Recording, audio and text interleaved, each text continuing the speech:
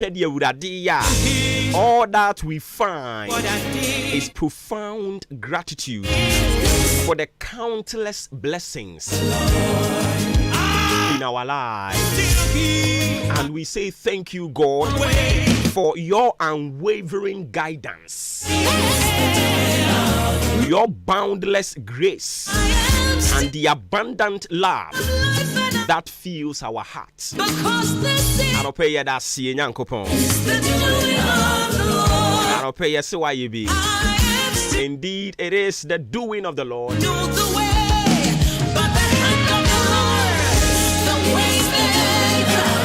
Yet ya see ane wadum. Ya won kwa na wadum. And it ya no pay the my can say dan kan udin kron. For God and country, we back. The Bible for some Kessian so much in Jumedian 4. And on behalf of the team, a team led by Jumpahine Kofi Mensah, Paul BK, Billy Man, executive producer, D. Ahenkan Kwame Yaboa. Right here beside me, as usual, the fire through the speaking on their behalf. I didn't drown. Boba Ofori Amanfo. I am a living test. Time check. Some 47 minutes into 6 a.m. This is the doing of frequency modulation check 93.3. Program check matching. I don't pay say bibi aboko there. To you, what shall I render? Say yeah, me the woman found. Yeah. Again you.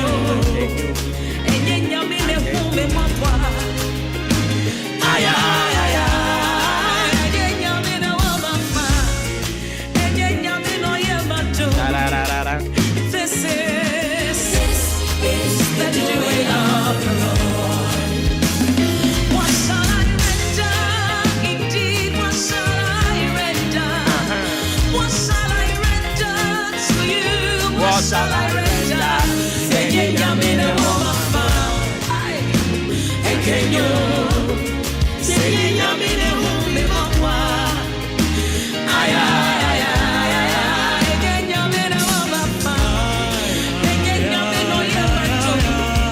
The program is put into segments. The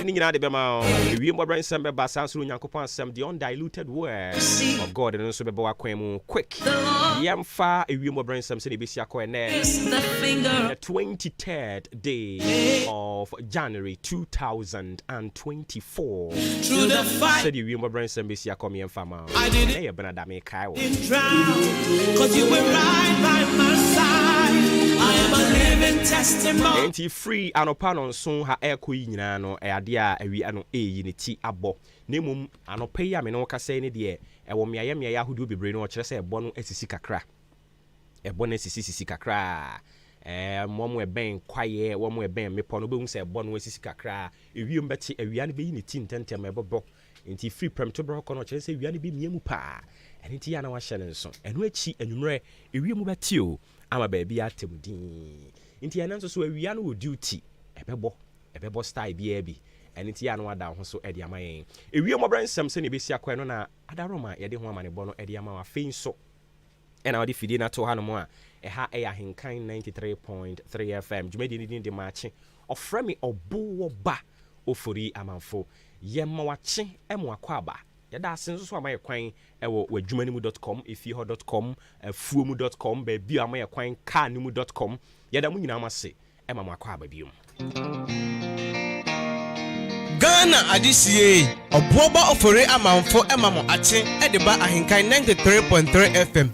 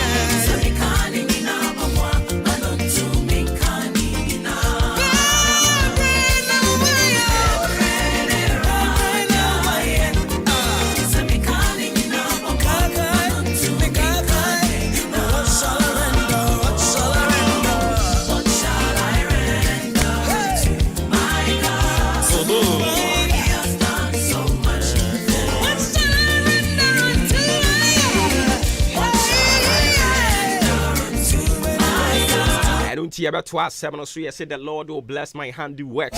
Onyankopɔn bɛhyira me nsa no adwuma so. Aropɛ me pakyɛw. Fasedama Onyankopɔn so ahwɛ so abɔ ho ban na dom ni nehumɔbro adɔso ma wonanka wo so one hwan. Sɛ wokoda na ade akye nka wo so ne hwan. Sɛ yɛ kan waka ate asefo ho.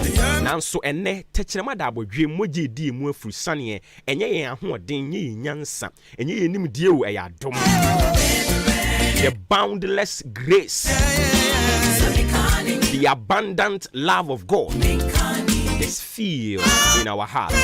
And I'll pay be brain a radia. I didn't yam fast was Dania ye for my din cron.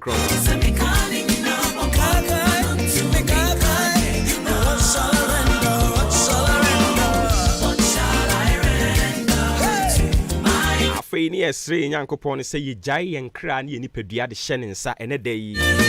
Be musu esan mane o haw for danda. Awurade nyina mfiri en so. Na dom no so mfa man. Maybe a dear na besi on fa ho mfa nhye en se ne da yi. O man a new nyam ni echi. Emfa yen korensa mfa yemra. Na se yakoba ye nyina beka bom. And indeed we will say bebre na Awurade aye. Bebre na Awurade aye. Bebre na Awurade aye.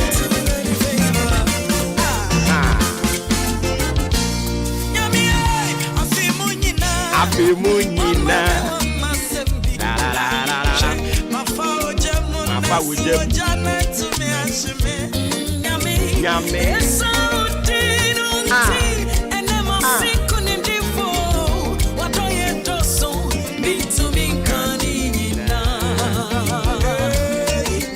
what shall I render unto my God, for he has done. Okay, so we see a friend on Adu Maji Al Hassan also keep up the good work.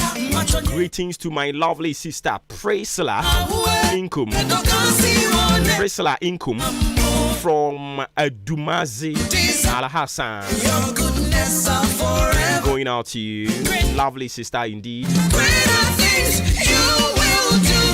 Boche Peter. Oh, okay. That's it. We are right.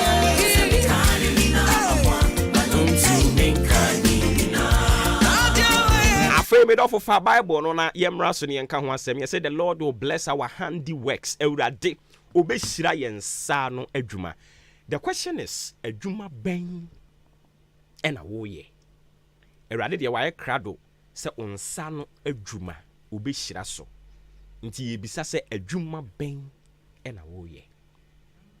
Se woni mu pa se wo ye adwuma de a ne hallelujah, because Ewurade say ubishira unsano ejumaso. The Lord will bless your handiworks. Whatever that you will touch will be blessed. Wherever that you will trample upon, the Lord will give it to you. You will never labor in vain. You will build and you will inhabit it. All these are promises from God Almighty. I am talking about the covenant-keeping God. Unyankopɔn wa ɔka ɔyɛ. Ono no asɛm na meka kyerɛw. Ɛnti deɛ yɛka kyerɛ we anya borɔfo ne yɛkeka bɔ mu amu asoma yɛ ohwan. But we are speaking the mind of God to you this morning. Unyankopɔn sɛ obɛhyira wo nsa no adwuma so. Ɛnti ntempaciously sɛ wonni adwuma yɛ this year. Try and get yourself some job to do, because this is a promise. This is something from God to you and myself. I will bless the handiworks of my people. Someone anona yesua onyame asem no message by you know.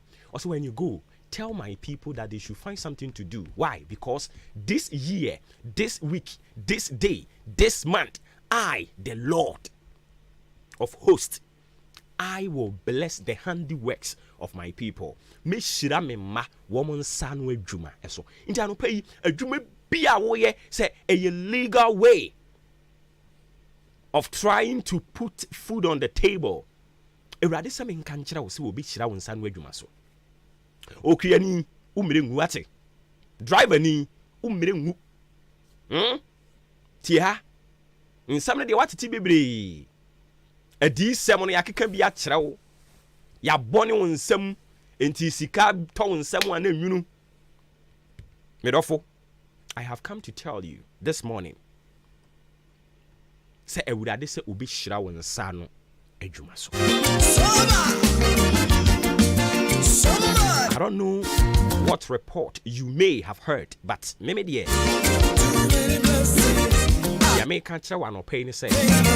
Lord said, go and tell my people I will bless their handiworks. So as you go to church and pray, it is good you do that. That is a spiritual investment. After don't sit there idle. Find something doing, because a radia shayem bose yen sano ejuma ubishira so. And inti after saying yami wa dom wakakobom paye no wakwa yisunsun nyuma ni nyina awie no pa adwuma ye medofo na onyame se ubishira yen sano ejuma eso. The book of Psalm 90 verse 17. Yeah, they can't have a sorrow, so I'm a spouse. Your goodness are forever. Great things you have done, greater things you will do.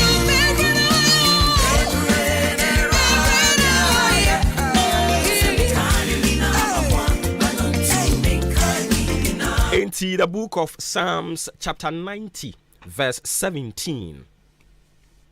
Or say, and let the beauty of the Lord our God be upon us, and establish thou the work of our hands upon us.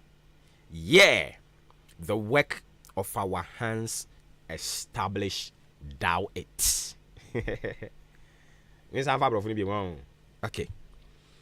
And let the beauty of the Lord our God be upon us, and establish thou the work of our hands upon us. Yeah, the work of our hands establish thou it. Na ewurade yen Nyankopon animutie emra yen so. Na yen sa no adwuma no mano nye yie mma yen ane yen sa no adwuma no mano nye yie emfa ma yen. Yei ndi ewurade na namu no tia boache papa namu wa hyembo se nkrofo yi mesira wom me kromfo yi meyom akese meyom abrempon memom aware memom awo memom atukwan memom ayebiribia bi na wom nsa no adwuma me hyira won nsa no adwuma afei o ma abofo no tisi krom abofo no a ehire nyame ma no etisi krom na abofo no namu wom hwe krom ahwe se nkrofo ben na wom won nsa no adwuma bi a I engage you oma busy na nka ewurade ato ade na wo ton a watwe atofo de aba afi ebeduru hono mo no wo de ntoma siwu mu konkonsa ukotire betire wadane akokwantwiwa tie ha ewurade sam nka nkyerɛ sɛ pe adwuma na ye na onhyira so mfama wo, so that the beauty of the Lord can be seen upon you. So wa ma wo kwan ma ewurade anwonyam ewurade animutie ne fefeye yenhu wa brabo mu a it's a sin. I'm telling you. You have to avail yourself, make yourself available for God to bless. Osina ewurade ye Nyankopon animutie mmra yen so na yen nsa ano adwuma no mano nye yie ma yen ane yen nsa ano adwuma no mano nye yie. And let the beauty of the Lord our God be upon thou, the work of our hands upon us. Yeah, the work of our hands be established thou it. This is the word of God. Now the atwaso, thanks be to God. I don't pay you Nyankopon say make no. I say the Lord will bless the handiworks of his people. So if you know you are not working, you are sitting there idle, get yourself something doing. Eye kusia ton, eye kutuo ton, abrobe se den no ton. Get yourself busy. Get yourself engaged with something. Through that, God will bless you. Anope yi pedwuma ye na Awurade nhyira wo. Onyankopɔn asɛm wɔ se meka nkyerɛ no no. Ye nkasa tintintin bia so pa nkyere asɛm tie. Ɔse pɛ adwuma ye na unhyira wo. Because obehyira yen nsa no adwuma. Whatever you are doing, nsa no adwuma no, Awurade so obehyira so. Awurade nka wo ho. Ɔnte na nim nkyerɛ wo. Meka sama de achia obepa adwuma ya obepa ye. Umpa adwuma nya umpa adwuma nye. But anapay, I pray for those who are working. Me bom paye de ma wo mo nyame adom. Omo ye adwuma dada. So o ye wan kase adwuma, so obi adwuma na wo ye. Adwuma bia wo ye no. Ye bom paye sere Awurade sɛ nanim tie emra wo so. Awurade anim tie emra wo so.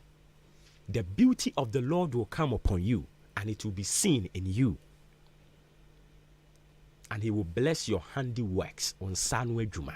Awurade be shiraso. Ane Awurade be shiraso. Iti dia wuye bia no fa adwene mu ti, fa kuma mu fan, eye aduane na wo no a tie ha medofo.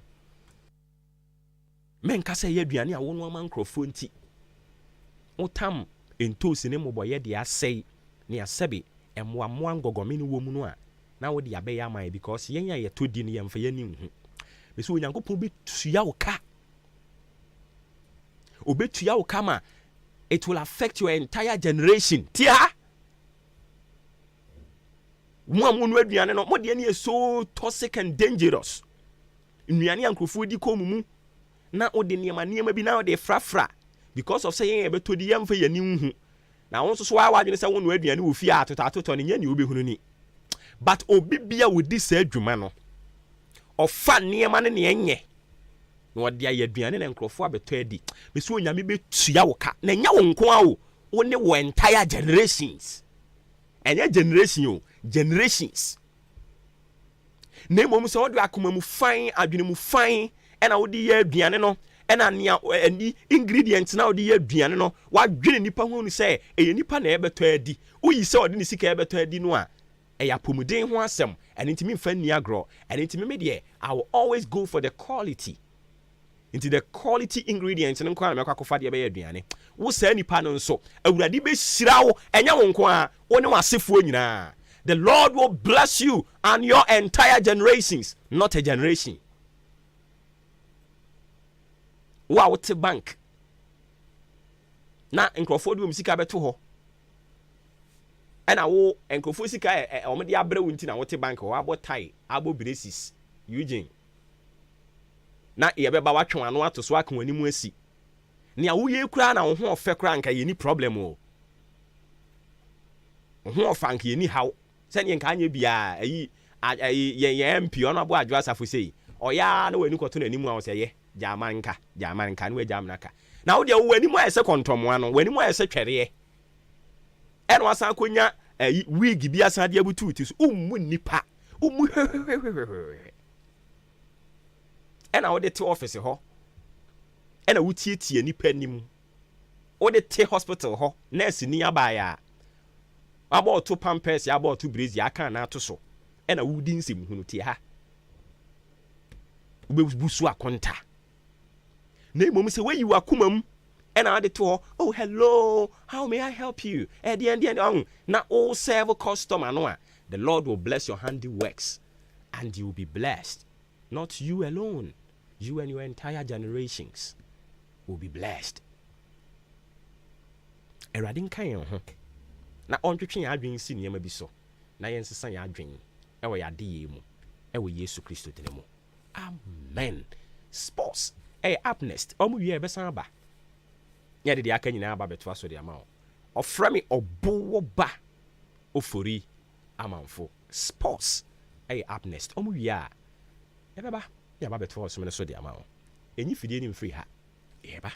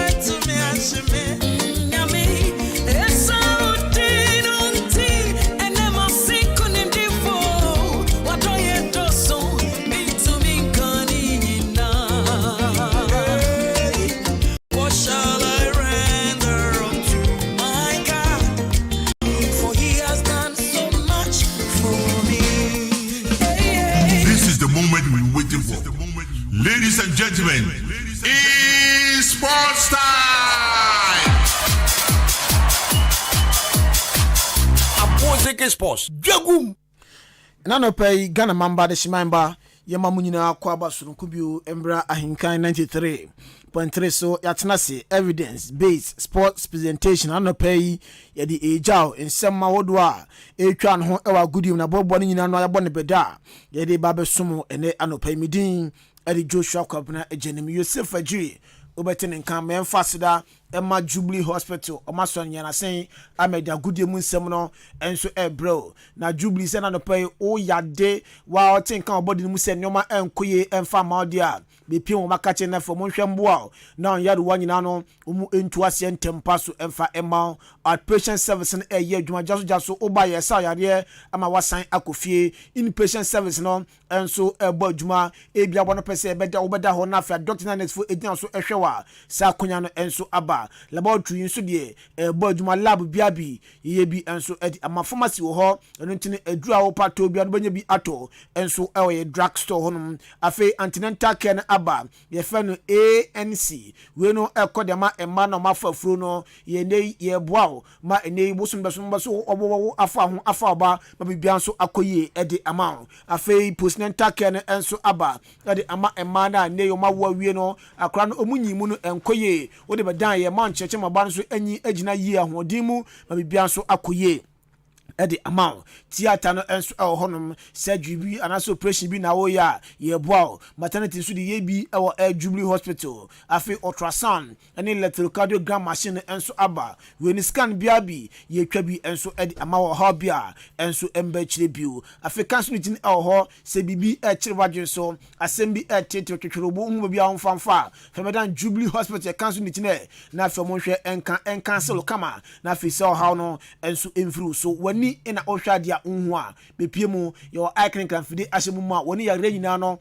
de esa etu ase one time de amawo dental clinic no enso eye adwuma ose ene nenu nyoma enkoye ewom ose aye cholesterol wono opese otu opese o hye opese polish ose a bepie mu ewo eye Jubilee Hospital na yembo diabetes ene hypertension for no nso ya de afre no pa bia no nchechire enso ekoso de mamo afi canteen wo ho so wo adwuma mu wo fie na padina pomduom enso dia BPM or Jubilee Hospital ye canteen na fe yema aduane apom di wom na to na bibia nko kama emfa ema saoba na insurance ukita bia ye beje na fe ya hwe ye wo hwe chi akwan a odan babu road ya so amantra bridge so honum ena obohu yen 0244 575799 0244 575799 and 0241 784645 na one Jubilee Hospital enso edi enkomo na bibia akokama enso edi amount Festus Enterprise asonya sen unim se Afcon no egusu a ekoso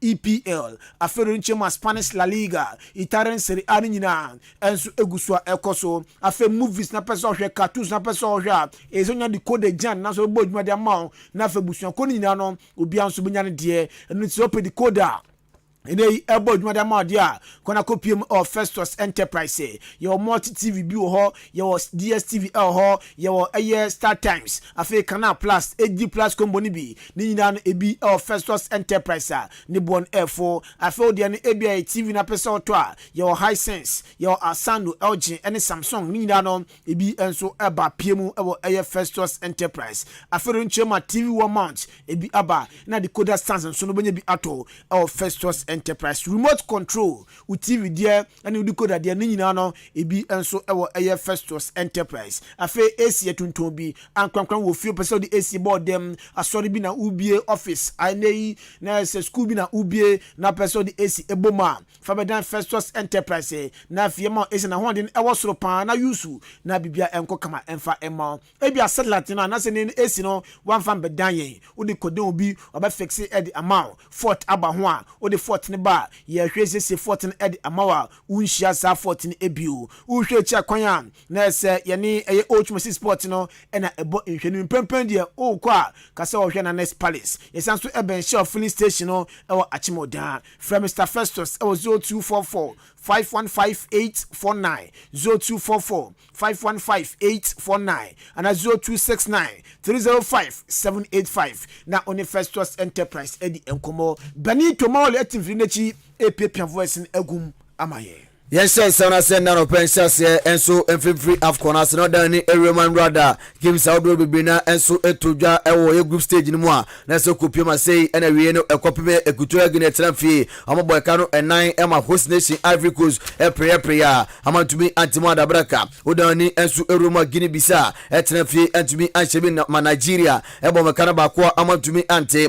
as at now group A no say and a table no a Korea a culture Guinea Edikai when ya a 7 pointer ono a topic group no and afi Nigeria enso etosumi no enya 7 point Ivory Coast etosumi ensa ono enya 3 point afi Guinea Bissau enso eto amode amonya point bia anything prempram no ka said there Equatorial Guinea and afi Nigeria a qualify enso afi group A no a amo eto so akomonim odani ewram there say Ivory Coast etwen na afi best third place no ono so hwese betumenya bia no ewram na nkoden opem ede akonanim odani ewram group B and to say and as a games no esi ekowie kivet etranfie amohye academy no ama Egypt enso ehye no Mozambique ehye no Ghana enso ehye no and to down ewremo table no so a na se kivet edikan with a 7 point Egypt etosumi no ono so enya 3 point Ghana enso etosumi ensa enya 2 point and Mozambique enso etoso 9 ono so enya 2 point na ese prempram no ka say there Kevera qualify ekonanim Egypt enso qualify amo ekomonim Ghana and Mozambique there ojugubu abaya fire baga amo so akra ekomukrum enenya kopon elma games out toja say na besia go group C no 5 p.m. Gambia etnafi one Cameroon enso ebo Guinea etnafi and Senegal enso but Senegal they qualified that as okonim group D no games no enso nyakopon ya duma na sende etoja 8 p.m. no Angola etnafi one Burkina Faso enso ebo na fe Mauritania etnafi and Algeria enso aboni enra game eba so our group B and on the last games and say about group B hono na Mozambique, Egypt and Cape Verde and afi Ghana na na group B na Ghana fo ina ehwe nim say against Mozambique then Ghana betimi achom ayo Mozambique small na ketimi qualify akwanim then so enra third game ne bowie no na Ghana na say first game against Cape Verde ilusu ye 2 games against Egypt na afi Mozambique ne draw ye entina man ho akonya ma enya 2 points per and so our 3 games ye boy in emu yewie game no and a head coach Elma the senior most national soccer team Black Stars of Ghana Christopher William Gerard Hilton and so dem kakra ejaye o say enra se no see who game no game na no de Egypt adibo ni enya sa na enei enra ye ne Mozambique for no edi eboni energy no na ewo form na preparation no so no enya de no ma sheda koye edi ma Ghana sa Christopher Hilton. In a game that we didn't perform at the level that we did against Egypt, I thought we had a lot of players that have played in the 3 games, and I thought our energy levels were not the highest. But when you get yourself into a position of being 2-0 up, you don't expect to concede in the way that we conceded. And this we've shown in the 3 games.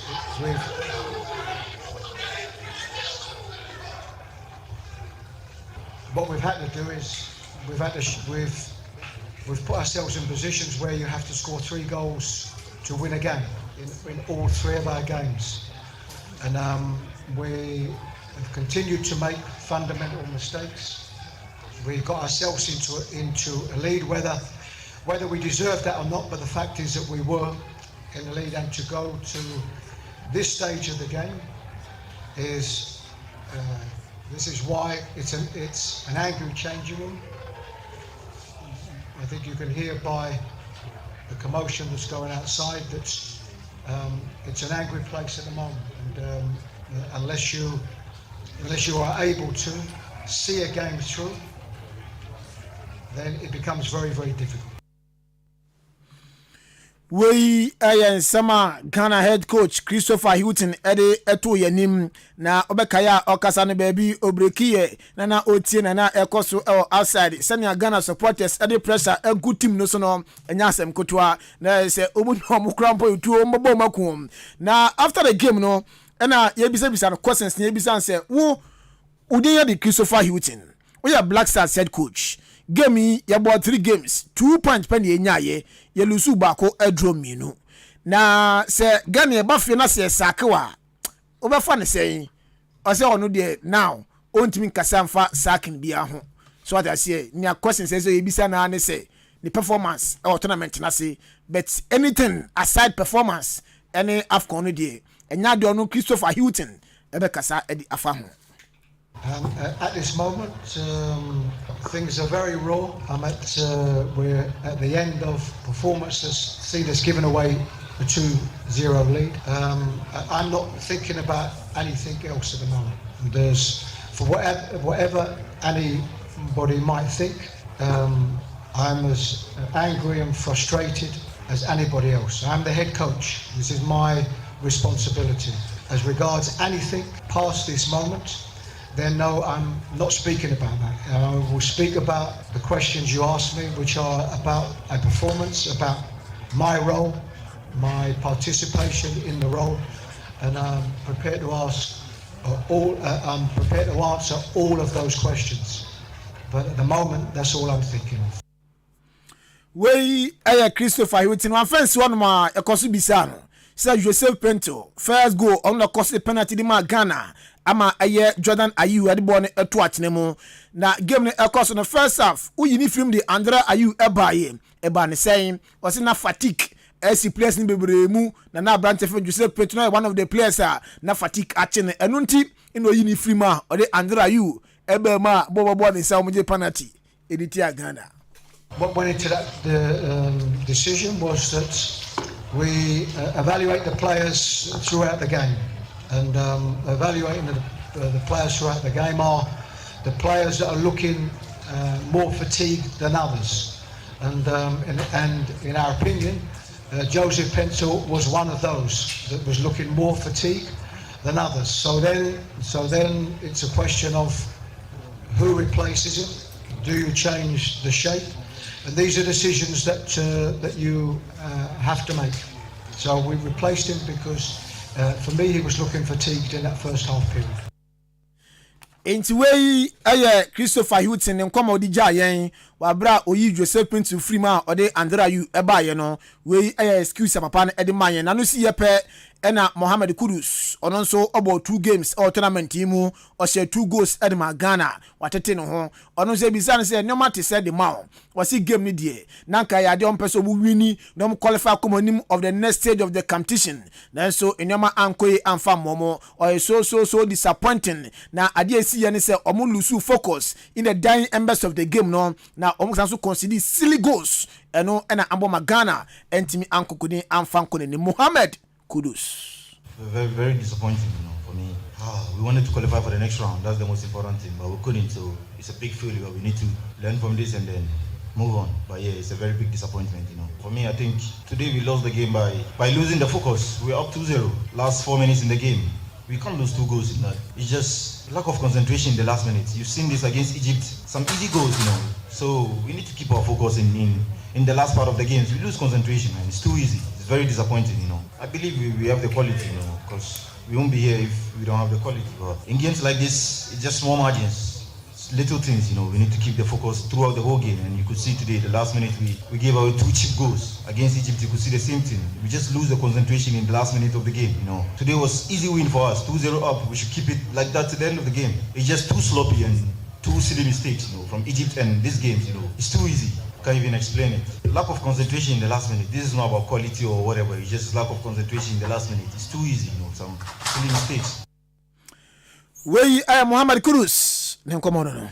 na ni nese imre mudiana se former player and my blaster self former player and my gross akra hat to football kuna branch fan dombo tinso akasa akra wasore de anano ada games ahodo ni na wonya bi ahwe emra danso ohwe game ni biye papa na ohwe coach fan Chris Hilton dia na se ba ne so onye change papa no ohwe da enemy ye ebisi anano ada game atodwa ode Osman Bukari ebemu ama branch no ebe chego na emra da na kohwe ni mu se o change branch fan Joseph Pinto no na nkode branch fan Osman Bukari enso ba no abegyema prepreche enso de mom no enso hwedi wamfana ma na de eya papa ye fe no 100 de ayu ade ne ba mu ama niam antumi ankoyie eni ti wase coach no the changes and answer that amwa no a player like Bukari, Bukari, in state nearby, and AG Dekasi, coach ni substitute say next year. But trust me, Bukari a good player on one over on killing game no my but football next year coach biani philosophy. Bia on person be substitute. Hana ye hanu so substitute. But say one players now ni more qualities omukita. Bia we ma second half. Bia we ma time we. Bia we there 50 minutes. We there 30 minutes. We there 75 minutes. Nti say who bia on din say the obo ni ball ekosi time a obebo akosi nti substitute ni bia obetumi aye ubelu so betumi aye obewini coaching no obiani ni philosophy bakalak say obisalak na latin so diwechi asa. Yes, anyway, commander say former player Magro Saka had to football kono don bote edija na no see no and say coach Afan Maklo senso den come akade ja on dey no sombo ni na eko and assistant coaches a na say omo boa Chris Hutton or say assistant coach dey wadwuma enso no say be read the game now under steady game no na fe mo report edema head coach na fe head coach no enso apply e wo pitch no so na say coach na general bi na from to Tom Sasa or say assistant coaches no amambo pa ya fa Chris Hutton. I think the assistant coach there, Nejuma most is to read the game because all now behind the head coach, And as I say, we two crowd, I'm more behind the coach, Because no more than the head coach, Because Masako to the crowd here, or say Timbia and Moka Majunibum. Now read the game, now who positions are, be a air flop in the game, and then maybe a bit more strength during the game, And assistant coach, Jumanya, we coach, now be senior coach, Jawan, always and who I say, talks be show be no sit at the back, read the game for the coach until sometimes no be an assistant coach one and cover point we and so I am commander say coach Afan Michael say and so Eddie Jai and I no see Nigeria near Brent Afan Ahmed Musa one so the kakade Johnson a real ho animal blasters papa we say Nigeria ne Ghana there e ba no jollof e ba no nyom to e no mo a and say yeshibum aye ne kamama bia so koyi or say Afcon there aye na mo den if say the Afcon to World Cup and who an say aye Afcon mo den ye papa and it e ba no say Ghana and say Nigeria e tournament sa na so free mu tetem sa na say aye ade a enema enkoyi nti so ne the blasters free mu no aye ne ye pa. In African football, it's not about the beauty of the football. It's all about hard game and aggression. Everybody can see that. But in World Cup, you have to use the technique. But in African football, nobody cares about technique over here. They just put all their best to make it hard. And then, as you can see, for me, African Cup of Nations is one of the toughest tournaments ever. Like I said, the Cup of Nations is funny. You have to give all your best that you know. It's not about you are a star, you are this or that. You just have to give all your best in the pitch. And for me, I feel very sad for the Black Stars. We and so I am commander in Nigeria near Brent Afan Ahmed Musa Ereja. Ahmed Musa Kasawi no ena Emmanuel Shei Adebayo. Abranche se odi na chi pa ne fa fi Ghana, ne fa fi Nigeria. Kusi aka akadema Nigeria junior national teams no ankoye eno chabaji pinesi akadema Togo o shani ye pa Madrid gina no Emmanuel Shei Adebayo enso ejina mu sia kan edemo meba ne Ghana yensensemu a ne ho ebo mu pa ye na ono no so okasai o say so disappointing our Black Stars mu na o hwesa na Black Stars mu bobo na no motivation, no communication, no commitment. I quite say game na team no mo bo no obu wa Africa say omo bajo mani keke na ahe ne yapa ye asino akoni zegrin is a game akoni dem say Ghana free mo. I'm not surprised. I'm rather disappointed coming to this game. They knew they have their destiny in their hand. They knew they have to win. They knew this is a key game for the country, and the way they play is just unbelievable. They play with no envy. They play with no motivation. They play with like no communication. Like they play that they are just here for fun, and for me, it's completely wrong. I don't know where they want to go. I think the best place to go is to go back home to Ghana, so they can all flow back to their clubs. And because we can't see them doing anything anyway, let's put it into perspective. Let's say if Ghana qualified, what are they going to do in the next stage? There is no point.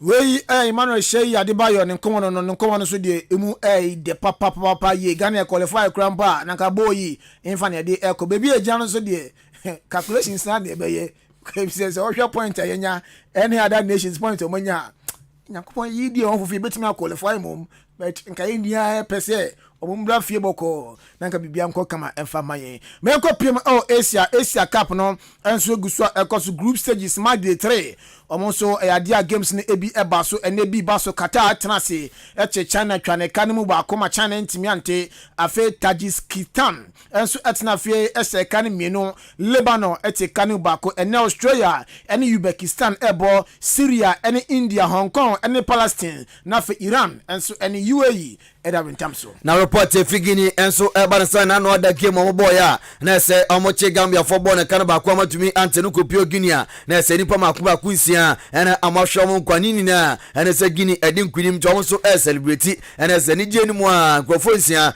ahwe mo kwa EPL annual game Bakoba so Brighton and Hove Albion Wolves Adibonia goal anto biatinemo La Liga Santa de Granada Tenasima Atletico Madrid Ejini twane kanum bako Granada enso entimi anti ene games ni bi ebaso EFL Cup semi-final second leg no Chelsea and Middlesbrough na di ebo ni first leg Middlesbrough form shock Chelsea omo shomo ene Chelsea for ehwe nim se omo na tete omo na bibia so akoye ed amom tene 8 PM our Stamford Bridge honum and a return leg no enso ebaso Copa del Rey quarter final game bako enso ebaso Celta de Vigo etna fie na ne Real Sociedad enso edia rentamso odani remu ewo Juve so so report fenomo ane samada wane remu ewo Lili Matropo bokunmu no mo kwa na Sabrante feno eye Thiago yakofa no adna pemu o Juve na Sabrante enso adna sa shankrata so asan contract no edia akomomo enkopim 2026 Sabrante na talk so asia kan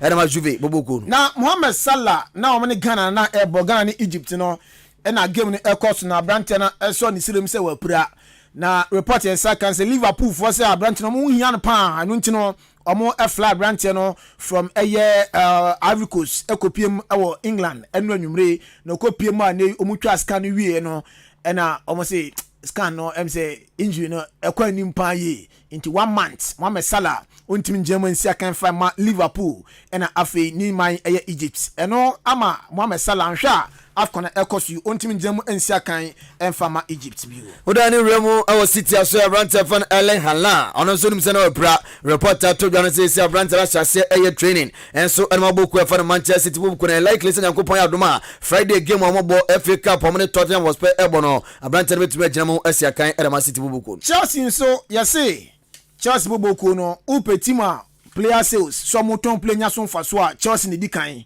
na from 1 to 5 no Chelsea din kan 1.13 billion pounds Chelsea nya player sales nko a na tosu mienu Benfica 1.04 billion pounds omo enya Monaco tosu miensa 1.3 billion pounds Juve etoso eye enan Barcelona enso etoso enum yes United the any Arsenal the top 30 omo enka wonti se mo ton player to play nya so faso de United enso any Chelsea enso enya dia omo eka ho na nya ebanse Jordan Anderson wa free eye Saudi Pro League ni mo aka kopiem ewo Ajax na o say Saudi Pro League no o ba nyam say na sa ne pa na nkofo hwe mu games na our stadium bo say nipa 65 pe no mo hwe game ewo league ni mu ena nka wo Ghana dia nka league no nya bi na wabo General Anderson say ne man koyi heat nso a wo Saudi Arabia no enya de ketua enu ntino wa firi mu ko ene star ba kon so akasa Amrik Laporte on say players bebre na enye satisfied ewo Saudi Pro League na enu ntino say bebre na di beja hodum ye gira we so na de nsem na si ha na fe captain in the morning oboba ofori amanfo enso atwaso aka Mr. Ghana midin ade Joshua Kwabena ejenim Joseph Ejirutin nka afei Benito Mauli etem machine chi epepian voice ne to my Roman Asheterat enso eboy from afar you dey see captain in the morning over to you. Yo,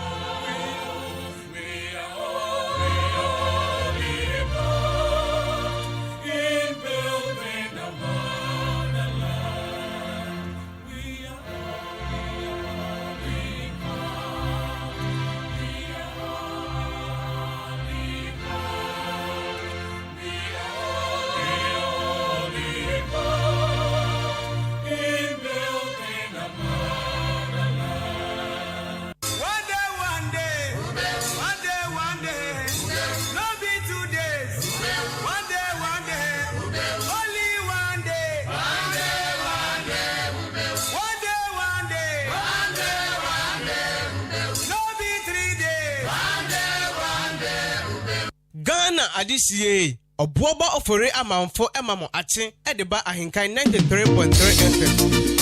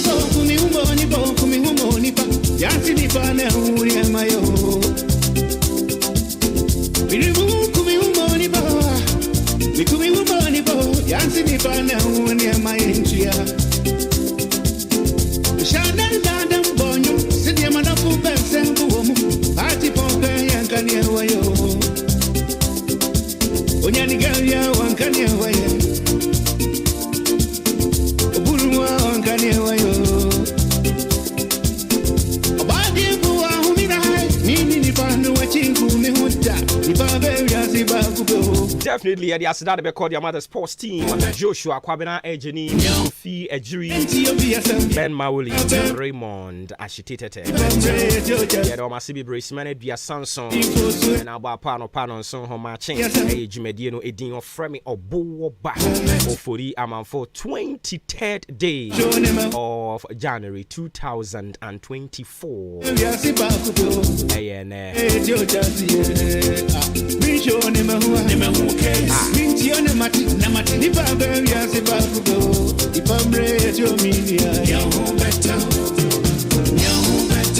A very good morning going out to you. Ofra with Dinah Yayra. Dinah Yayra. Diana.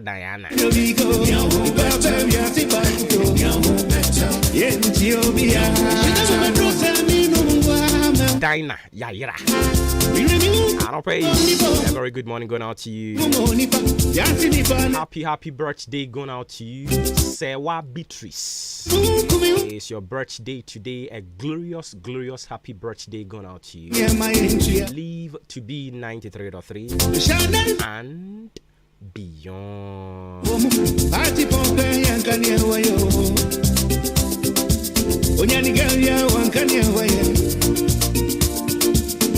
Afei ebe fia ha na ye de ubon krata mo so no de amount na afei ye de aka nyina de atotro so kama adwon papo mboko de oba de adaroma menua na so nyame adom ye gina mu ya da twedi ampon ase sure kwaku bibia boko de atwan bibia boko de anya no sentimi complain okay ni nyina wo awrade nsem papa mu boni mu ma me nyumo se nyame ane no yentimi complain ti jani nyina de hye nsa na wa yen senche na dia mai okay okay media me anyumo na nya kutia o ada anyumo ya kutia anyumo de bi say anyumo bi abo na say de nkrofo bi a chase a yenti obi no na kutia na koma wan minimum mpo Chris Wuti na ebi a benim ni uranti ni pa kwa ontoto bo ba park so na ebi atwi na no pai atwi no ho se benim ni ura eni ana waka bibia fa ho me nka hwe kra o sa in review nyum bia na za wan ku no huma nipa I say good morning eni ye nti obi a so uzo bi anga zo bi nti obi okay enti ye me sha me ho so pass me nin komo bi enti mo me nkomra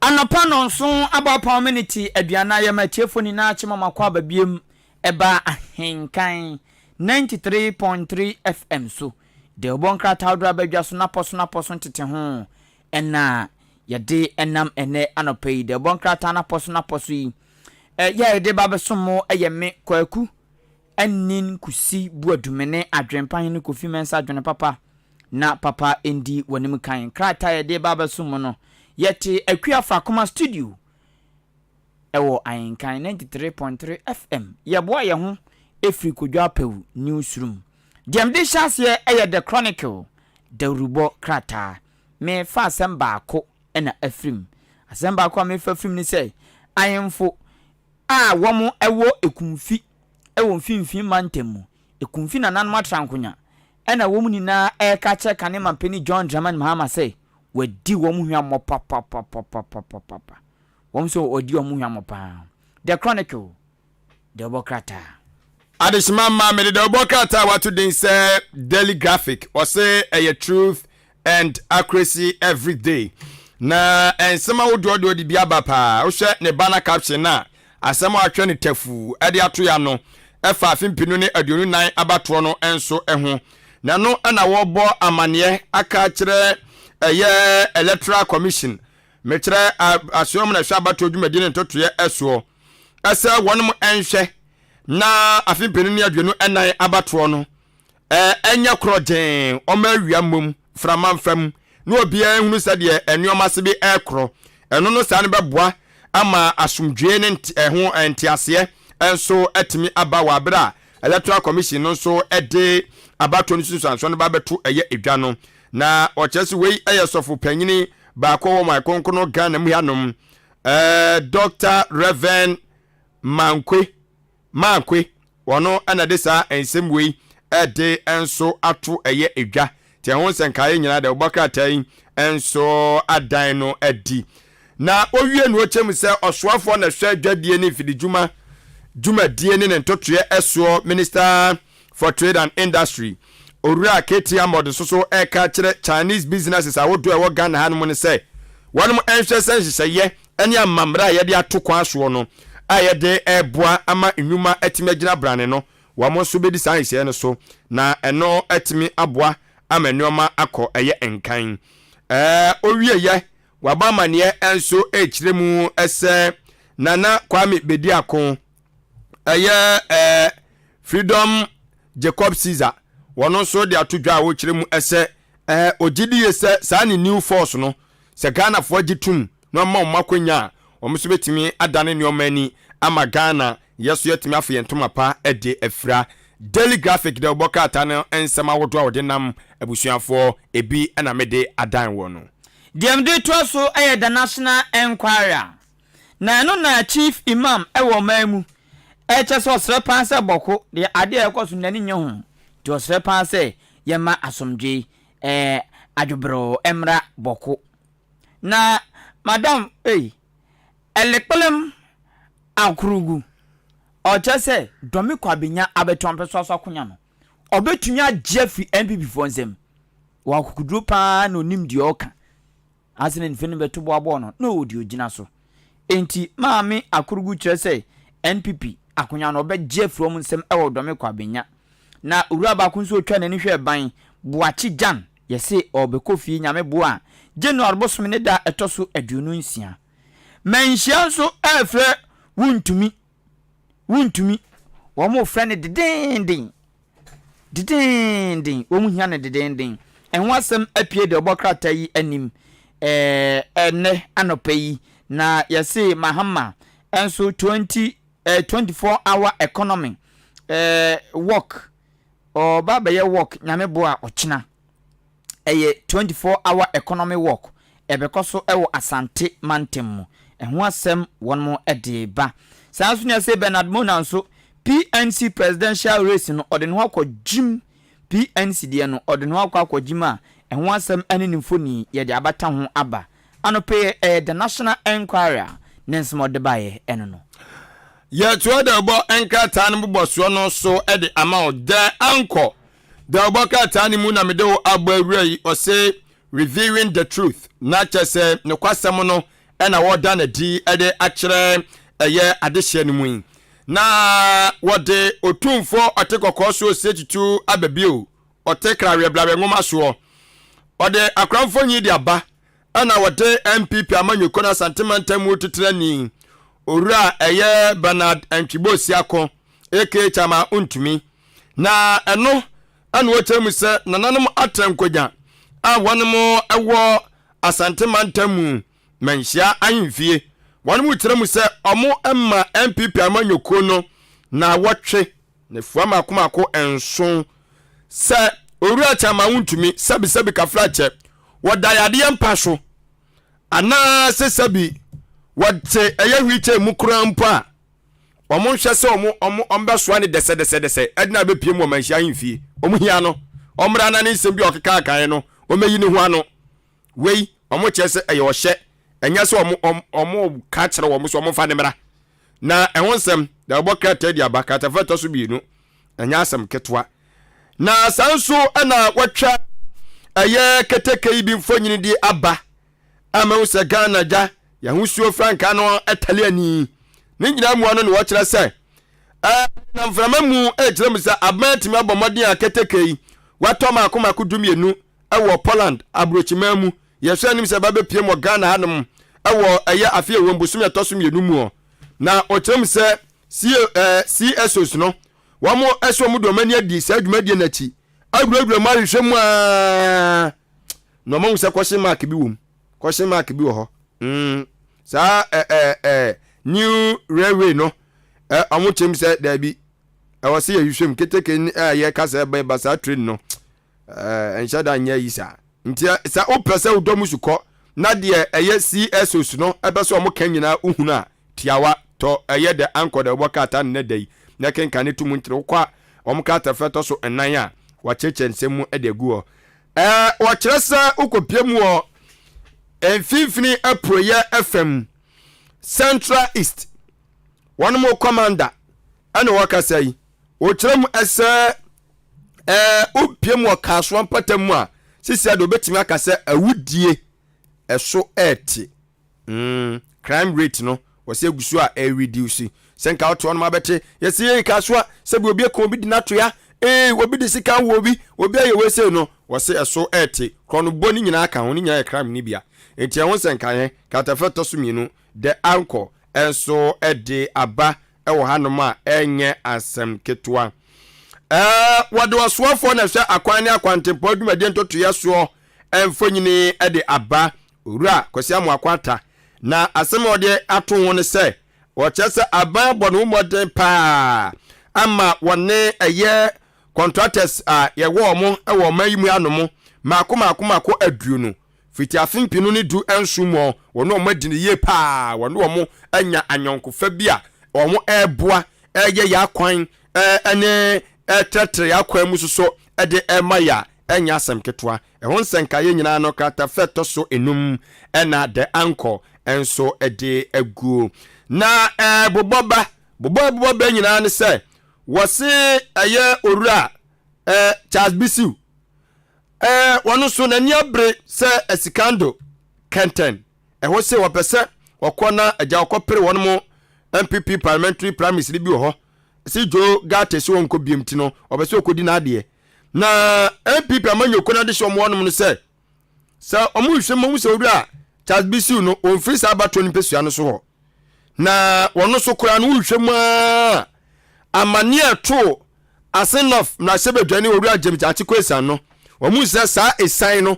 ebi wɔ papa no ho enti sɛ omo hwɛ mu ye na omo gya no mani gina wa hwɛ adaache ebeba no na MPP almost ya baba chi omabo so nti ehun senkaye de obokata yi ade aba de anchor de obokata mu ensem odinam eno no abusiafo the Daily Dispatch de obokata mu nsem ena me de to aso ma na ayemfu bi ena krata ebo amane se wo maka che Dr. Baomia mampani abede chire frankatu ni ma NPP se onyi opoku prempe se na running mate wasem ya na kane special aid ema orua alanchamatin enso kire say Matthew opoku prempe napo oye grassroots choice enunti wamo enyi ni say running mate ema Dr. Baomia na wamo ye ne sa ebebo mo papa Mami Frida Prempen so say yekeka say fear delegate na so no ogini delegate no edipa ti no fears na de ntia ekunfi na nan matra nkunyabuafu mampeni dada John Dramani Mahama ena the Daily Dispatch de bokrata na kire mu say de ntia efunu buafu ni nan say abra womo de hie owura John Evans Fifi Atamos ano ye mampeni magana ekoni nkrachi no mampeni dada John Dramani Mahama ehye se free a womo de hie na frim ano ye ne vice president wa frim ya no free wa frim no obeje so obeye nyoma ba ku mienu miensa bi amma ekunfi na ahye womo ni munyam na so womo che so mahwanu mu abakokra mai enunti ana yemfo ne se mampeni dada John Dramani Mahama odi adanko ada omo wadada womo papa 5 odi atwa mo se 15. The Daily Dispatch de bokrata anopay. The new crusading guide amu amanebo abusuafo wadaroma medesomwo na obusase odi tugase Gabi contest ye Fantiakwa North City no ma se bedwafie kunya no se Gabi ese obegina Gabi be ya MVP Gabi anase nwana Gabi to the new crusading guide ne domusuko kata fe to so du ena nsem ni nkiremu enso ewo wo wie ya ochem se Ghana man panyini abede kire mpempe Frank Atuni de New Patriotic Party ura Dr. Alhaji Mahmoud Bawumia #it is possible man wadni mfanyi di aba anya wono nko a hu atitire ni ani ntida kuninifo enso ebi mfanyini ewo mo a chese enya asemketo ani nyina mu no ose ania mhwumu a owura kodwo ponkromanie mahunu womu ase owura keti amon so na se hai enya asemketo amodoso na ne nyina mu no ose Dr. Alhaji Mahmoud Bawumia akopa dwumadie bi ho entoma eno ye diskabote ensom Ghana series no opepem ahasia ene aduosia 660 million US choppable money ye de ba be wura dwumadie maboa ama eye mmabunu ene mma ana afi sebi won mo amonam nipa akwa ne ba bia techema mako 250,000 wom so yaba be hye won mo den ama wom so atimi ade wom ho apɛ anwuma ayɛ ɛde ama so abrabɔ atimi akwanimu te ho senka da bɔkata de aba katafa tosom yensa ɛne edu ɛna nsɛmi nkyerɛkyerɛmu enso ɛwɔ wo wieyɛ waba mania ɛkyerɛmu ɛsɛ kushegu abato mpesua sonso no sam no kase owura Hassan Tampuli yatimi apega ne nsa ɛsɛ MPP amanyuko no no ɛna wɔnemo enso ɛde ne ɛkɔ na wakɔpem na sebedwafie akunyande ama ɔmo afimpinu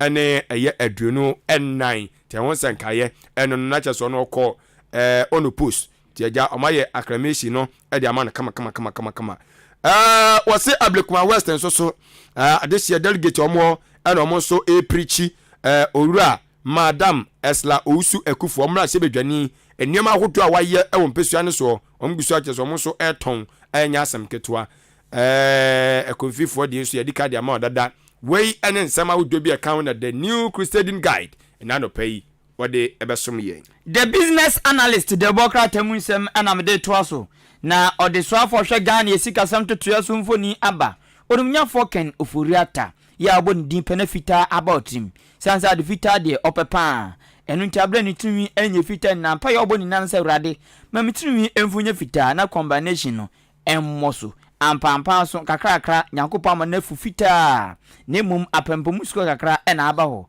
owura kenofura atamfoni asu aha yi ene atwira to na sese se Ghana aban ehihye odi agu akwam no abusua se enya di bum ya ba tin UK wo mo che se nhya aban ni di agu akwam a ode ba no ebe ye obia wanwa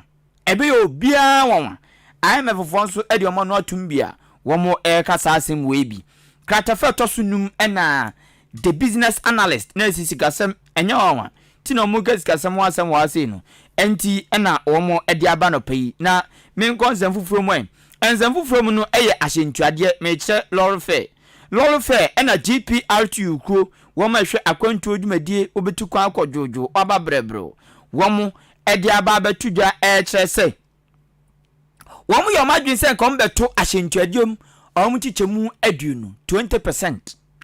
Nanso mpempe a omo ne yakasei womo ka che obia se saa nsusuye no womo atwa sensan kakra nyeso womo gyaye o womo atwa sensan bibi nti ye be san te womo nka ewo ho eno na ho asem aba no musei na dem di wie wo the business analyst eye kronobo krono no so a enye de sekan anatuo kogina obi so na emom abevu kentan video so kronobo cyber fraud adada eno na yese aban no esre agencies awodro se womo fa tutwe mapa engu akwam se de be ya sa cyber fraud adada na da obi tumi flow dada o twantro nwi abon se wa osre se formula ni na asa eno na aban no esre se agencies awodro a eyo responsibilities no womo nhwe se wombe tuwa na mo anombe kwantia sa cyber fraud no na etu atwakra the business analyst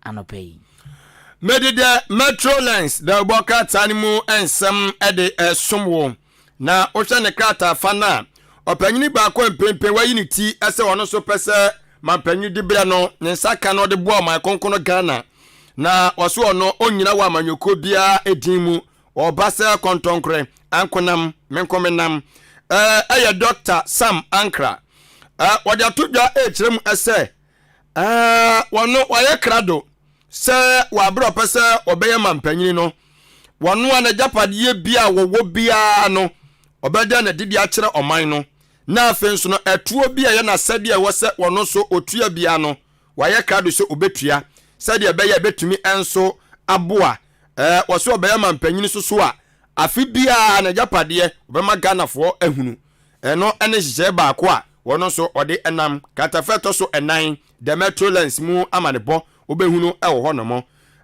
watrese International Monetary Fund IMF fo enso ekirem se omo hwa nim se Ghana eye se nuama bo ejina ekosoro eso etie inflation no wo hwa nim se afi 2024 no emra na wie ye no na ejina waji chemu no du enum ne akiripo hwei 15.0% eno ene eye prediction IMF so a predict e dia fa inflation no enso ehu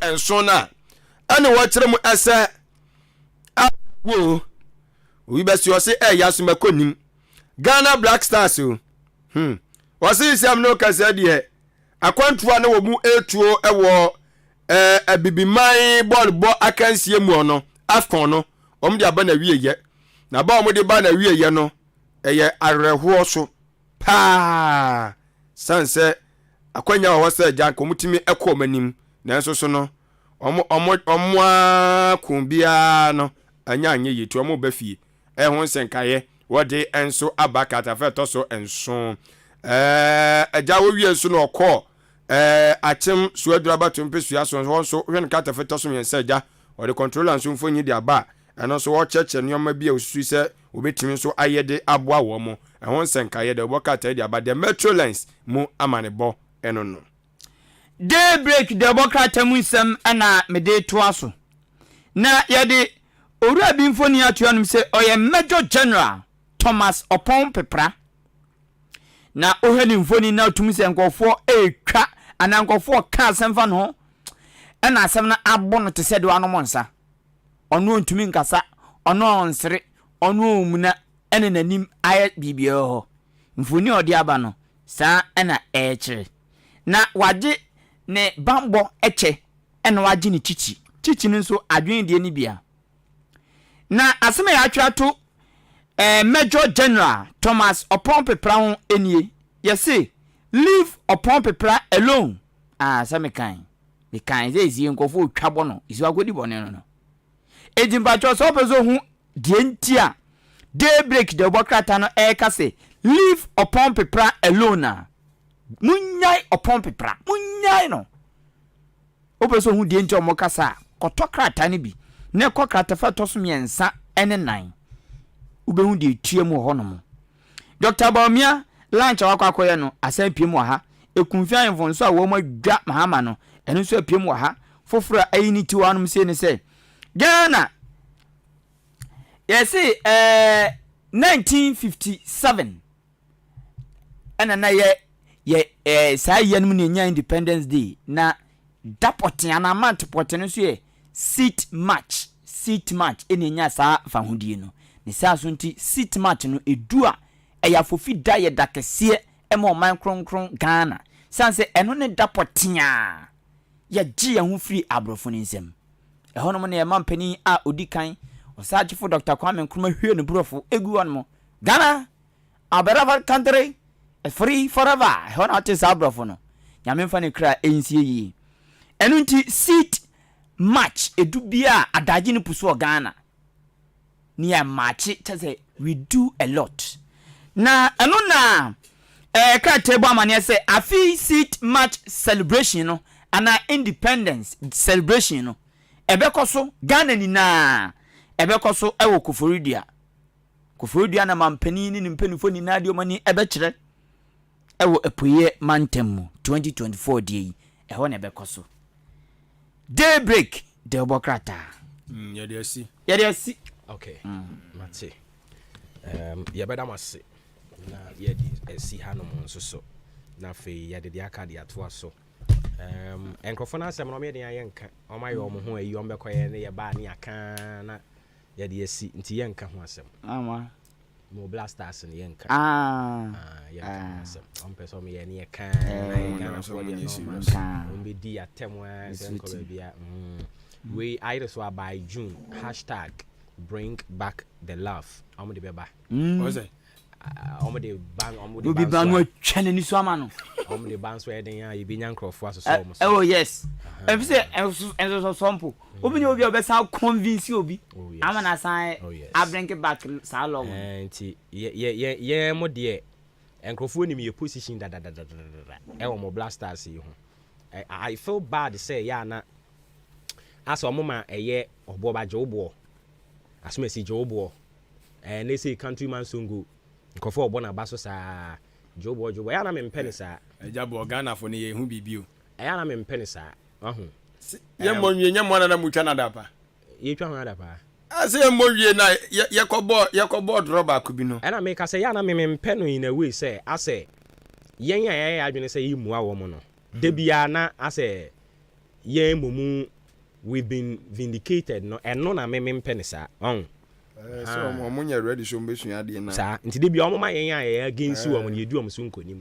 which is really bad nti yen ya wo mo ne omo be omo ho bia ba suban bi omo da na di wo honom na mwa chitafo no omo hwa so mbra fie omo ba fie ne ebegwa omo ayegwa defenders no obi man so de because Sandra sense am trafo di bi ne mo kra no mo attack players ne wo ho recruiting so gene de omo ya omo bi so etoto bo bro mo ka so mo free mu I think say no de enye good ma yen omo free me na sa nkura sesem wa free ma bra fie wo ba fie na se wo bibia ne na ba be ka na wo obi man so de omo ba fie kura me na obi ani bibia ka na players no dodo sen kra na be ba Ghana ha bibiri no akra sen ko mo club ayi mo wini omo ho mpanyimfo na edi mu anim na omo nye serious mpanyimfo na serious a say ndra say nkomu timi wini ya $30,000 nkomu fa ko 36 6 san ka ho 6 ka ho aya no firi he o say 6 ni firi he aka ho ta me dey me all this one me say 30,000 je aka ho 6 ka ho fa ka ho and yes 6 ka ho 36,000 and ke dey ma individual bia na 36,000 em fa nko Ghana sika me hwe per head mbao 36,000 Ghana city dollars $36,000 nfa mbra Ghana sika mu nfa mbra sika me hwe anse di oka empo nfa mbra Ghana gas obo ho aba 36,000 nfa mbra Ghana sika me hwe na asa no akra so ye me ye but since 36,000 per head so as here enkrofo nso atro ayi akosua nursing ewu fie 36 no I think by 2022 2020 ayi for that so wo fie o yenya mfa wo mo adwuma mu yo enso nka ye de say sika nyina koma individuals am omadi ebeye 433,846 Ghana cedis O de buy any yes $36,000 no. $36,000 no. Eba Ghana sika mu a. And I was saying 433,846 coins across account. No, oba could be edgy. Akudi. Nti endra ne de ma o ma na yamfa ma. Na so ofrim e be de waje. I don't know where they want to see them out because you am far more I may drew Ghana. Me drew. And penny for the coin be deny a chrome for. Until me drew. And almost bands of swa, or man penny could for the best restaurant, Cheromo. On frail mummy saw me say, care the man mono. Then I'm with the coye yet. Nanny, I'm with the coye, I can't say. Now, Jabo, the young woman crown is always so say, tournament your mukoyi. Budget send on the coya. Obo menya sure say obi abetimi present na say no na enya ne otisu yinko na yidi say adwuma no nilanti ne time saa no so ye akwa ba ko yi mahama yarga ono so ne time saa no so kan it I think say ade ya wo ministry ho no mo and na make say anya ade ba ko mo nya fair enough ne say ade na scam di ma players ne de mu timi discourse na budget ne no mo nka budget ne de wo nka na o pe budget na yeden obose wase no se de sika ye tua na mode ma wo mo enti uhunu ni saa na ayeden obo anya se ba wati yehu ana me bisa say make say state of the nation address ne se ni kwa se wo so obu hu konta kire me se sika se ne de ko enti se metimi aka kire se me de 1 cedi na eko enso na me de 2 cedi na eko be me den akra wo me yehu they just have to be truthful to themselves and be very honest so as here enya se wo ba bonten de budget abeto abonten no enu ne hia budget you already be na beto and so even state of the nation here wo kan ko ready budget na at the end of the year no ni sika ne moro hwan na kire wo obi anchi wo this year in particular aban ne be spend something hoping some of 200 something billion but the question is who be say sika sign wo bejeje a endru 150 million cry. Nyango andi. So that's here. But obedi abro. Obedi abro no obu akonta nde mahwan. Yo she won bokra so bebu nkonta kra so wan fiye. Asem no. So that's here. They just have to be truthful to themselves. Enye ye Ghana for na se be ka kire mo say baby e yadru ya mo ana mo se se oman ni mu ayeden. So that's here. Mo ana mo kire se o Ghana for yesre mo ai no mugu so kwampo ajeje tuo ni bi se na ibenya sika na yenya sika ne kakra ni akohwie gu yi mu ni asan ba ground zero. The question is say sika na de ma wo mo na nka wo de koma wo mo no o multiply by players no a and then 90 something thousand we. The question is if he because what we know ni say senior staff of university and for yi I don't know omo call strike. Yeah. And Ryan administrators no so kasa omo so omo be call strike. And crofo wie school tifie, nurses fo wie school tifie, midwives fo wie school tifie. Omo ala wa cry emfa ma won. Emfa ala wa ma won. How wicked can we be? Sometimes o transia na o dwindwin enwuma ni bi na o hwe ne ma bi a ya prioritize over certain things ya. What would you know? Say, nimpeni mfui. I mean, bibi abokodi Africa. Adia bakwa. Me can say for this Black Stars issues, you know. Obo ye nyoma mienu na isi Ghana ehia. It's either say ye di local players ye omo Ghana yai. Kwa tournament no bi. Ya mo omonko. Oyemfa. Ana obo ye nkobo say so the Americans ye ne yemo mo nkwa na se wo mo ko begu mo ani ma se begu mo ani ma se obo anya hwe obo ye chan say na obo kwa ye ntiom ka obo ye betu am ka but me I believe say me nti o point no me that say I believe say ye do mo kwa obo ye mfa ya kuma ni akiri say ye kopa bibi aba we should just leave them mo so makonya ne we are giving you the opportunity mo so nko bobi na mo de mo so mu din entre ye mfa sad ni hye o mutim ne mo nko obo ye ko ni yafiri mu a yafiri mu yakoya nim a yakoya nim eye chan say me da bia meka yeso nsa chi nya oda wa na atafo ne sa bebebi no obo wo mo yeju omu di no look at this only 2 points last year or last tournament omu de 1 point na ba fie this time 2 Entis ye de local dress ne kɔ no ma nya hwe amba fie kɔ mu de mo kɔ 0 point ye hwe mu nyina obo eno ye Two point na see o. And the local players, they don't deserve better or what? I don't get it. No, you mention is ye no mu tidie. Omo no hwan e be frɛ won aba. Nye ko chikro ho. Na enye ko chikro ya on sesan ye. O ye be sesan no. GFA kuro ya president o kire ko hwan hwan. Ono da so ho a won koye. Mafia ne cabal no a wo GFA ho ne da so ho a enkoye. Nti info no from aba. So boy ye betimi akasa. O ehimfo. Ghana fo ye betimi akasa. Anya sika ne di ti omuka. Any hamu koye. It is so sad. The last person I did any tono na dan kwakufu. Oh, ono so mama yensa si form kese. Nana ka ba ye aye frɛ from bo anu a wokohia wo mu. Oh, emrante bo no yakwa 40 something years ni yaji kruwa bia. We dia mo nkɔbɔ. Mo bo na mo hwene a sika obia se ne de be ma ye ni asese agreement ye de ato wo. Kɔbɔ ba wi abadu sika. Amadi nya bi. Ama bebre ye bi. Omu ye bi. Wodi me say mo ha na mo nya hu ye o. Me say na mo nya ho to party pam kente. Kopim say ye be nyo mampani a o ye serious na ni abre. Na odwene ne manfo ho. Na waka say GFA no ankasa kura no. Mo kwa ye man budget. Say the last time me read about GFA ni o mai. Yes, I you autonomous. T one useless thing no. You autonomous. Autonomous no so kwa competition a. Autonomous untimi mpe wo ankasa usika mfa nko. Na wa bagana for say yema usika na fa ko. Say niema bi na mo ye wo mo ho no mo na aban ebe mu a na ma tro dia koma FIFA say omo interfere. No man pani akufu adote ho. Offend saying minister no. Yusuf. Wa bon crash minister say aba ho nyina.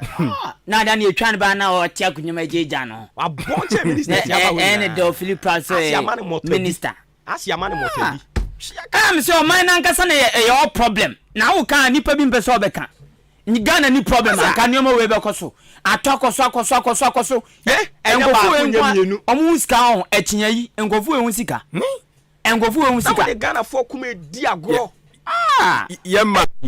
Kusu tumufu yo. Mi tumufu sa Ghana no munya wo ngachidi. Mi ja wo machidi aboa me papa. Enya die kare wa haka mpe. Onu na sisi block ata achiro so da empaso ntim sole. Owu e besie no. Embo no tiawa. Se tunufu no wantie. Munya machidi o. Because empanimfo ne stubborn. Players ne nyomo o. Mo de yemu business. No kra. Asa tam de business. No problem. Player no nya no a.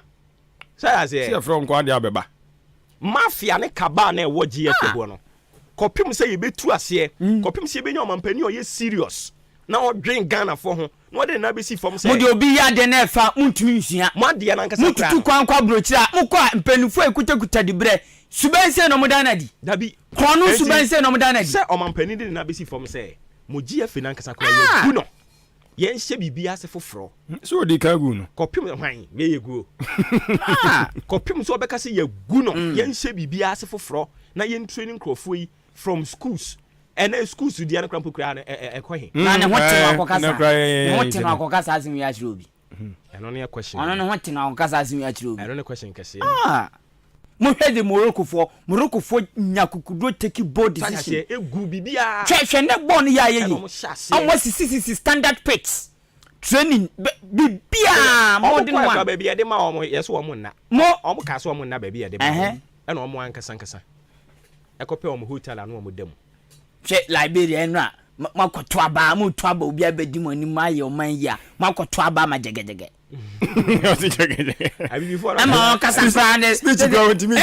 Abi before ni there be before problem. Your brand ya no wisi no so gina ho. Ba ma de gram we gina ho. Na ba akai. Ama on kasa mi enti a obe rescue Liberia. And I'm saying one kasa rescue Liberia. Abi before no kasa ni wo how.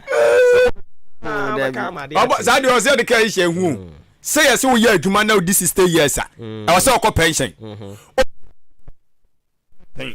Ni kwa so ade trend na mampanyi nya adwuma. Mpacha presidency wa yanko wrestling. Na no nya adwuma. E ho yanko wrestling. Tinubu. Adi asem na okay. Obo. Yanko wrestling ho. Enye ho. Onya hodi gidigidi. Nti on adi ai. Na adwuma de wo ya na adwuma nya adwen. Adwuma bia na ye de ahode na ye. Adwuma bia na ye de ahode na ye. Ebian so be ma speech keke won tumi anyina na so ma speech. Wei. Osan be jina obi mkro be jonso. Ese bia sipen. Sudan no se hwan ma be. Hwan so no. Say ye de ai pipa de hu hu. Mitonko na mitonko. Ntoma ai obi to dozing mo ahodro. Oba isi oda ya che. He. Na nsi ya ko angoda. Eno nko jina. Afcon ya won sabi Afcon ya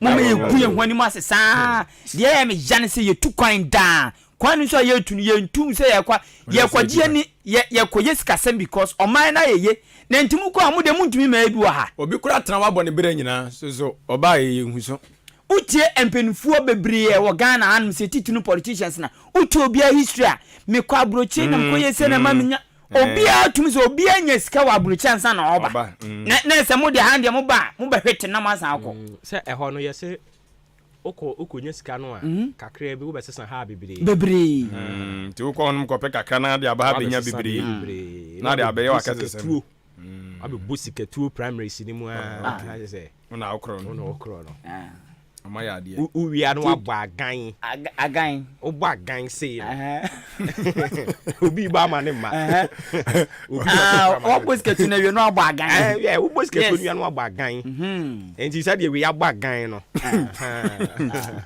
oh I see enti o and no try on sembebu agan yes na sa agan o mo ba ya nkrofo ne kwekura nsa ne mo tu diagro dan krofo metri ho so o try na why ai radi yakopon o mai bia ye wo ya mobo oh there be si agana no ya fa bibia serious bia mu da mwa e free bra minimu honhom e kasa kire me mi jai mo blasters with one na chiri no aboa me first na how and now who support I say utimi and now who support yeah support but yeah okay pa who say ade de untumi nyane no phone that be for adwen support ade de o pa wo pe ma kuma ni isa agodo ni chi o da bi ade de o pa wo pe ba onim so say wade bu no open so nwa akoma ne de akiri eno so wo ho na de de akiri na wo mpe ade be na pamfo akoma ni akiri na wo mpe ade bia no ma wo pamfo akoma ni akiri enti wo akoma de akiri enu awani abre nu akoma de akiri onu akoma ni akiri na afia den oh dabi oh boa me bamba so kasa nese me ba na de pa ade ko onu ma me pe nso akoma ni akiri me krampo na me support no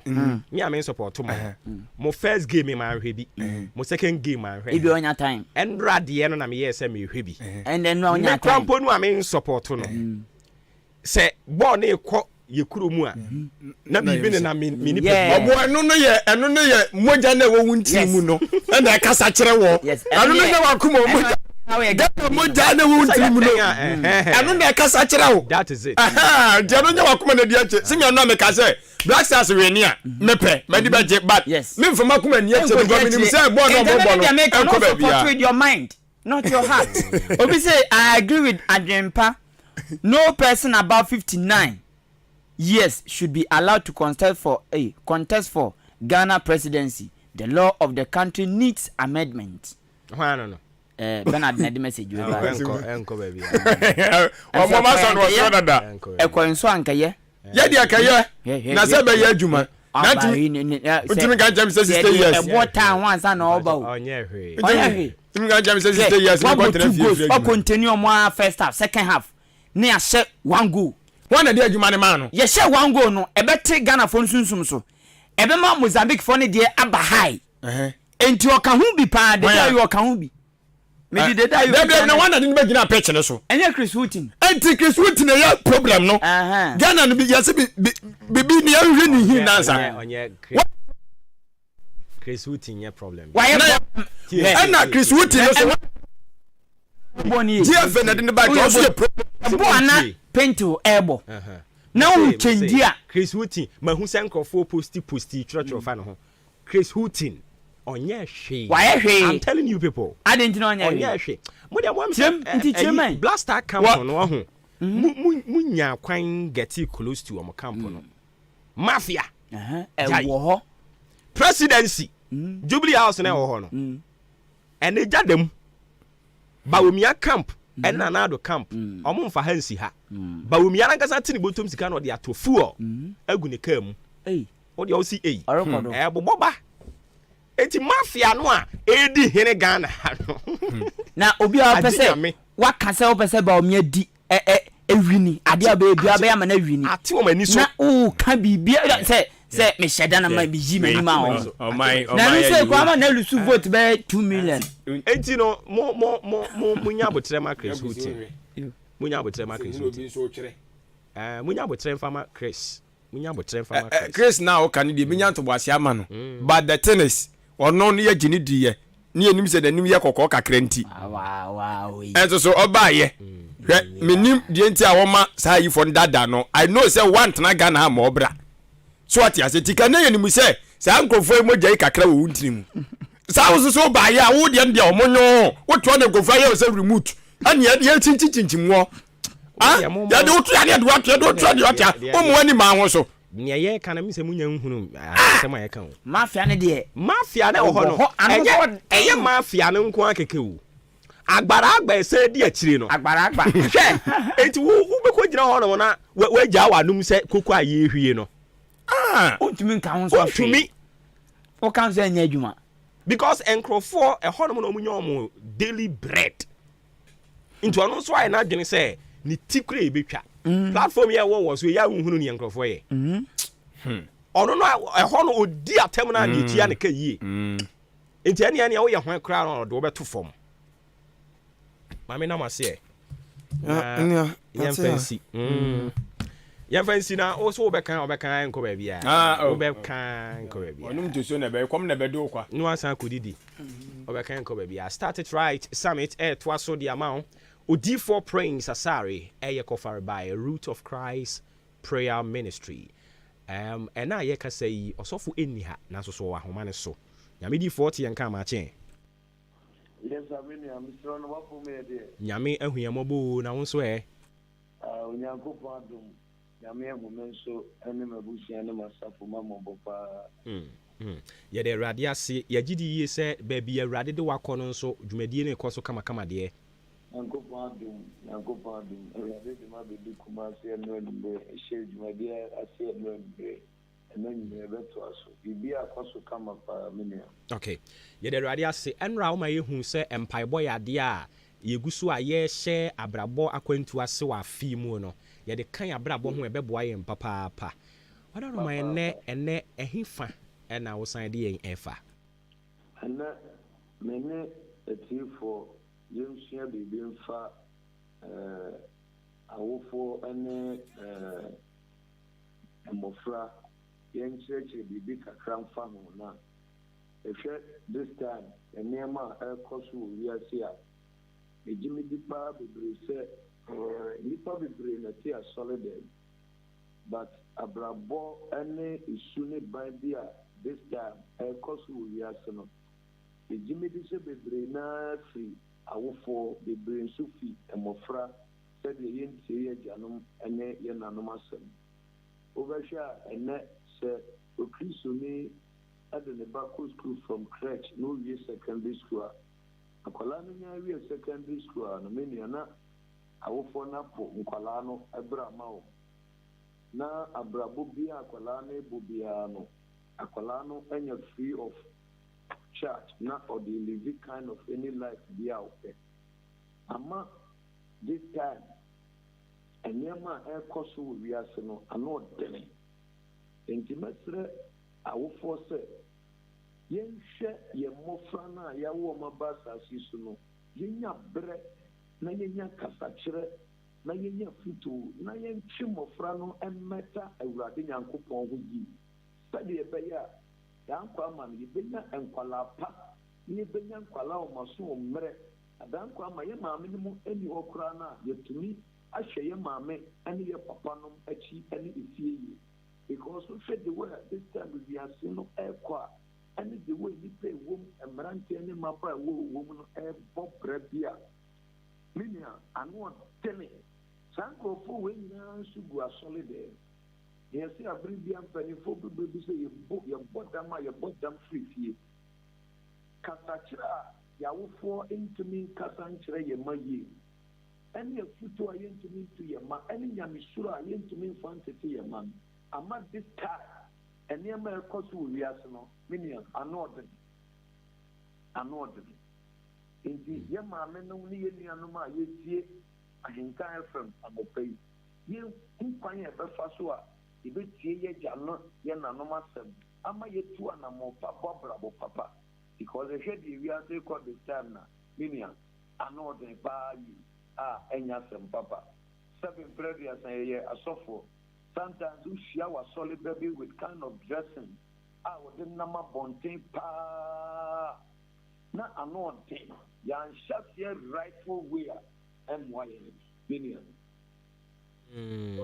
okay enti ɛnɛ no wopɛ sɛ woma yɛhu ayɔnkofoɔ ɛda awofoɔ ne wɔ mo mma ntɛm ɛne sɛdeɛ wɔ sɛ yɛtie yɛn awofoɔ a Bible nankasa kora mpo commande yɛn sɛ yɛnyɛ.